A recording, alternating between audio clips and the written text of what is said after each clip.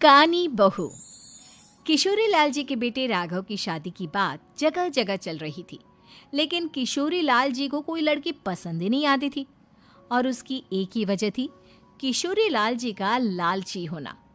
उनको लड़की वालों से मोटा दहेज चाहिए था और इसी चक्कर में एक दिन वो एक बहुत पैसे वाले के घर अपने बेटे का रिश्ता लेकर पहुंचे।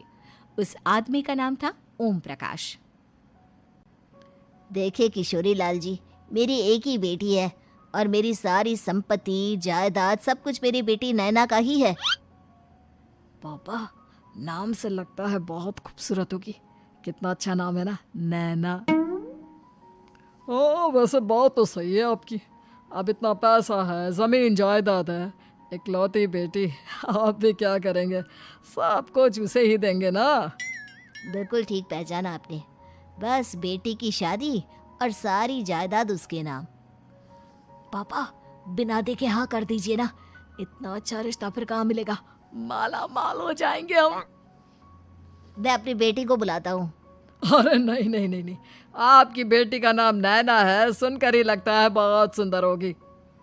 रहने दीजिए अंकल, मैं तो आपकी बेटी के नाम से ही इतना खुश हो गया हूँ कि उसे बिना देखे शादी करने को तैयार हूँ। अब तो मैं उसका चेहरा सीधे शादी के बाद ही देखूंगा। और इस तरह राघव नैना का चेहरा नहीं देखता और उससे शादी कर लेता है।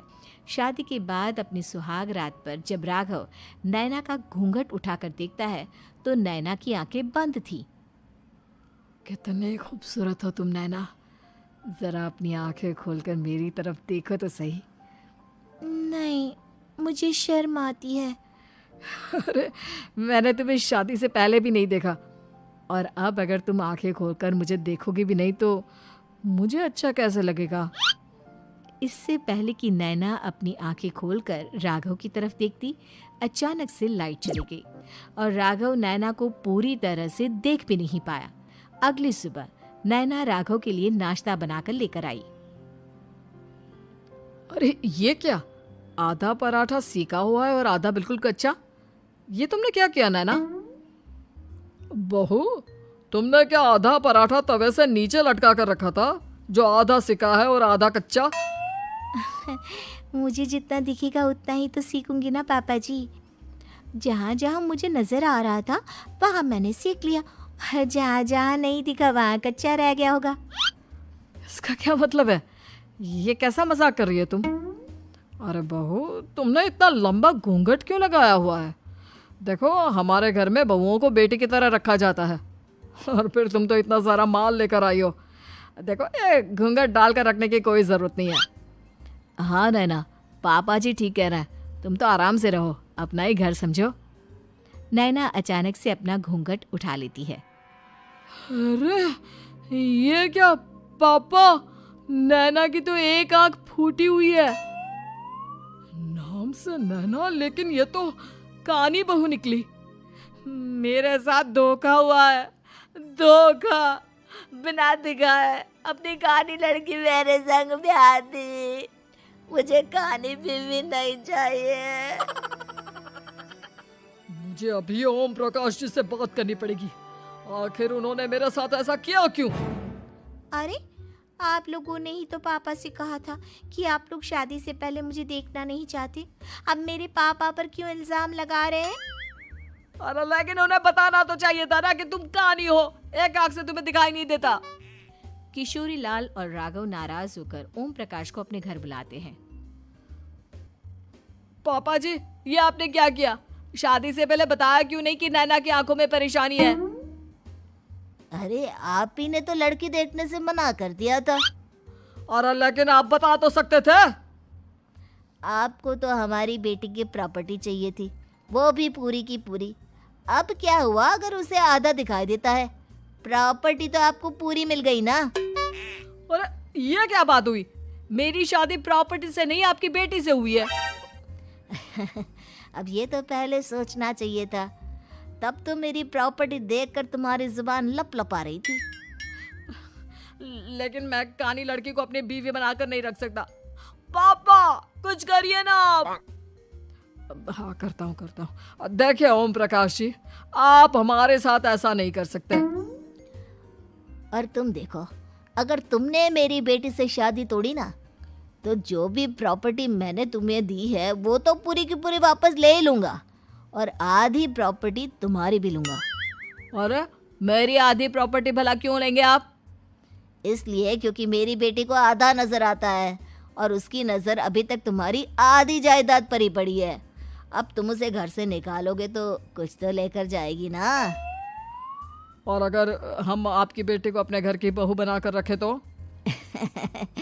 तो तुम्हारी पूरी प्रॉपर्टी तुम्हारी ही रहेगी, और जो मैंने तुम्हें दिया है ना, उसमें से बस मैं आधा लेकर जाऊंगा। अरे लेकिन अब आप अपनी दी हुई प्रॉपर्टी में से आधी वापस क्यों लेकर जाएंगे? अगर मैं आपकी बेटी को अपनी पत्नी बनाकर रखने को तैयार हूं तो? इसलिए ताकि भविष्य में अगर तुम मेरी बेटी को धोखा दो तो उसके पास कुछ तो रहे जो पति का हो। वैसे मेरे पास तो बहुत कुछ है, लेकिन अपने पति की कोई निशानी तो उसके पास होनी चाहिए ना।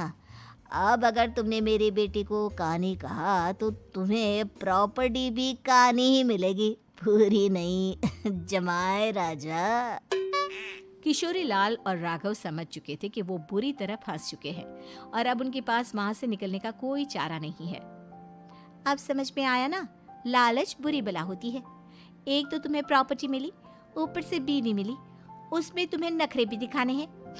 आए बड़े, चुपचाप बैठो दोनों। कुछ दिनों के बाद नैना राघव की कार लेकर बाजार घूमने निकलती है और जब कार लेकर वापस आती है, ये क्या? एक तरफ से मेरी गाड़ी पूरी खराब हो चुकी है।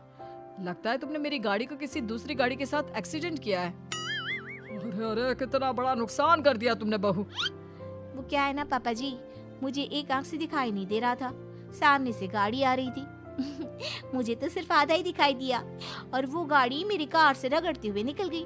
अब मैं क्या करूं बताओ? आप इसे ठीक कराने के पैसे कौन देगा? तुम्हारे पापा? तुमने मुझसे इस तरह से बात की? अभी रुको। नैना राघव की शिकायत ओम प्रकाश को कर देती है। देखो राघव, अब जो मेरी आधी प्रॉपर्टी तुम्हारे पास थी ना, उसमें से आधी और मैं लेकर जाऊंगा, क्योंकि तुमने मेरी बेटी को डांटा। अरे नहीं नहीं पापा जी, गलती हो गई, माफ कर दो। गलती की तो कोई गुंजाइश ही नहीं। अगली बार मेरी बेटी को डांटा तो बची हुई आधी में से आधी और ले जाऊंगा। लालच के चक्कर में हम दोनों ने बहुत बड़ी गलती कर दी बेटा। एक तो तुम्हें कानी बहू मिली और ऊपर से जो माल मिला वो भी काना।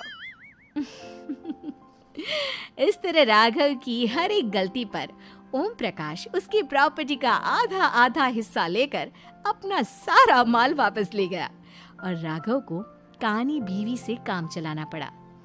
भाई लालच वाकई में बुरी बला है।